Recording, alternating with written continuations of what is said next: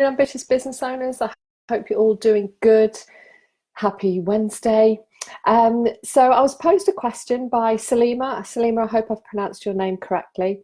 And you asked about if you've identified a niche, how can you connect and build relationships within that niche? So great question.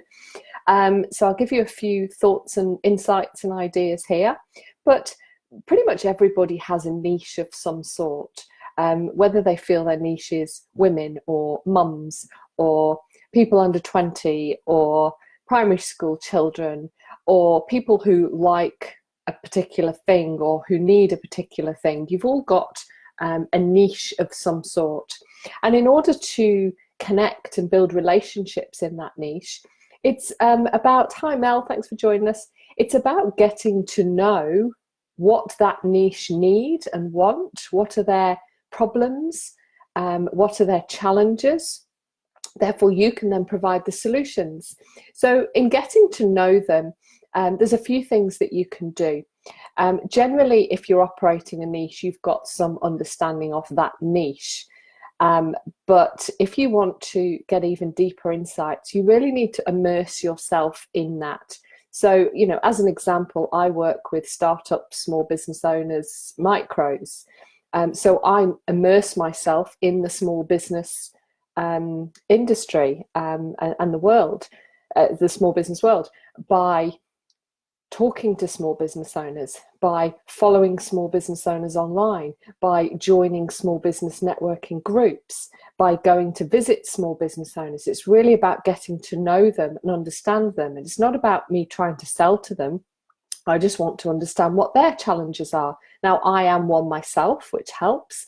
But if you're not, so if, for example, you were a parenting coach, but you weren't a parent, for example, you need to really immerse yourself in that space. So you could join Facebook groups and start to listen and engage in the conversations that are happening there. You could subscribe to magazines. You could listen to podcasts. You could start to build your own Facebook group like I have here, and start inviting people who are in that space, because then you can learn from them. So I learn from you guys simply by the questions that you're asking me. So that helps me to understand, well, what are the problems and challenges faced by small business owners at the moment? And therefore I can then provide you with the answers. So a bit like you, Salima, has asked a question about building relationships within a niche. I now know that small business owners need help with that. So I can help you with that. So it's really about listening, talking, and immersing yourself in that space to get to know them and understand them. And sometimes it is just passively listening.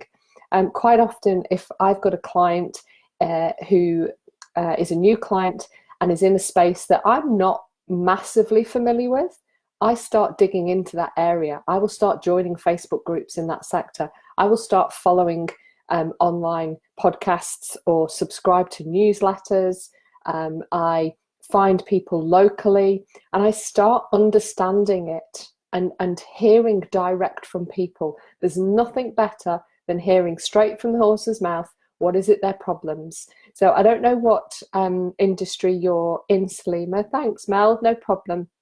If you want to comment after you've watched this, Salima, and let me know a little bit more about you, then I can help you with some specific suggestions perhaps for your niche. But it really is about listening, making note. So when people join my group, like you did, Salima, I noted down what your challenge was, and I'm now answering it for you here. You can collate all those, and I start to build a picture of what the problems are amongst small business owners, and you can do the same. So I hope that was helpful. Any questions, as ever, just pop them in the comment box, tag me, Susie Campbell, so I can reply to you, or feel free to privately message if you prefer to ask anonymously. That's absolutely fine. And I look forward to chatting to you guys again soon. Thanks, everybody.